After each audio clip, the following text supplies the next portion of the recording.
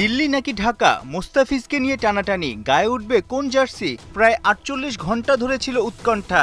আইপিএলে দিল্লি ফ্র্যাঞ্চাইজি চেয়েছিল ১৮, ২১, ২৪ তারিখের ম্যাচে ফিজের সার্ভিস পেতে। যদিও ঢাকায় ক্রিকেট বোর্ডের কর্তাদের ভাবনায় ছিল আরব আমিরাতের বিপক্ষে ১৭ ও ১৯ তারিখের ম্যাচে তাকে রাখতে। অবশেষে দিল্লির আবদারে মন গলেছে। ১৮ থেকে ২৪ মে পর্যন্ত বিসিবির অনাপত্তিপত্র পেয়েছেন কাটার মাস্টার।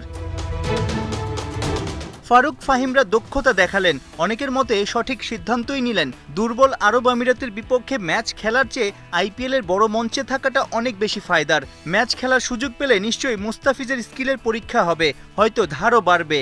বছর খানেক পরেই তো ভারত ও শ্রীলঙ্কার মাটিতেই টি-20 বিশ্বকাপ। অমন কন্ডিশনে যত খেলবে ততই তো লাভ। সেই লাভের বিষয়টাও ভালোভাবেই বুঝেছে বিসিবি কর্তারা। একই ধরনের ইস্যুতে সঠিক সিদ্ধান্ত নিতে পারেনি সমালোচিত দুর্নীতিগ্রস্ত সাবেক সভাপতি নাজমুল হাসান পাপন।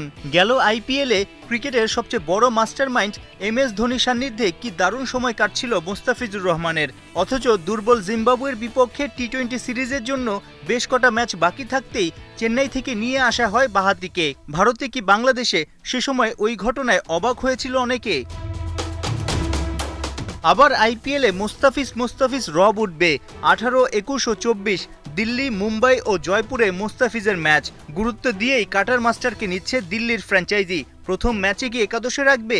গেল ১০ বছরে ৫ দলে খেলে মোট ৬১ উইকেট নিয়েছেন মুস্তাফিজুর রহমান। সাইফুর রূপক, ৭১।